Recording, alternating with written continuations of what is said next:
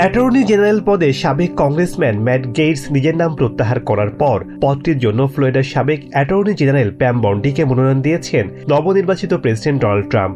ট্রাম্পের কট্টর সমর্থক হিসেবে পরিচিত তিনি। 2021 থেকে 2019 সাল পর্যন্ত 2 দফা ফ্লোরিডার অ্যাটর্নি জেনারেল হিসেবে দায়িত্ব পালন করেছেন এই নারী। মানব পাচার রোধ, ওষুধের অপব্যবহার ঠেকানো ও ভোক্তা অধিকার নিয়ে তিনি সবসময়ই সোচ্চার ছিলেন। তবে সমলিঙ্গের মধ্যে বিয়ের পক্ষে অবস্থান নিয়ে তিনি বেশ সমালোচনার মুখোমুখিও হয়েছেন। ফ্লোরিডায় দায়িত্ব পালনকালে ট্রাম্প ইউনিভার্সিটির বিরুদ্ধে আইনি পদক্ষেপ না নেওয়া সহ বিভিন্ন সাবেক প্রেসিডেন্টের পক্ষে বিভিন্ন ভূমিকার কারণে ট্রাম্পের সান্নিধ্য পান বন্ডি।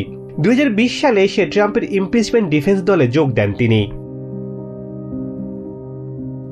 প্যাম বন্ডি মাদক নিয়ন্ত্রণ, সীমান্ত অনুপ্রবেশ ঠেকানো, মানব পাচার বন্ধ, ভোক্তা সুরক্ষা সহ বিভিন্ন বিষয়ে কাজ করেন। এছাড়া সেন্টার ফর লিটিগেশনে চেয়ারউইম্যান হিসেবেও দায়িত্ব পালন করেছেন তিনি। আমেরিকার ফার্স্ট পলিসি ইনস্টিটিউটের আওতাধীন এই প্রতিষ্ঠানটি ট্রাম্পের সাবেক প্রশাসনের কর্মকর্তাদের নিয়েই তৈরি। 2020 সালের নির্বাচনের ফলাফল উল্টে দেওয়ার চেষ্টার অভিযোগে ট্রাম্পের নামে মামলার বিরুদ্ধে বরাবরই সরব ছিলেন প্যাম। এছাড়া গোপন নথির মামলায় ট্রাম্পের পক্ষে লড়েছেন। স্পেশাল কাউন্সিল জ্যাকি স্মিথের নিয়োগকে বেআইনি দাবি করেছিলেন বন্ডি। প্যাম বন্ডিকে অ্যাটর্নি জেনারেল পদে মনোনয়ন দেওয়ার পরপরই সামাজিক মাধ্যমে একটি পোস্ট দেন ট্রাম্প। সেখানে বলেন, নির্দিষ্ট দলের হয়ে কাজ করা জাস্টিস ডিপার্টমেন্ট তার ও রিপাবলিকানদের বিরুদ্ধে অনেক লড়াই করেছে, তবে আর নয়। প্যাম বন্ডি এবার জাস্টিস ডিপার্টমেন্টকে অপরাধের বিরুদ্ধে লড়তে সাহায্য করবেন, আমেরিকার নিরাপত্তা ফিরিয়ে আনবেন।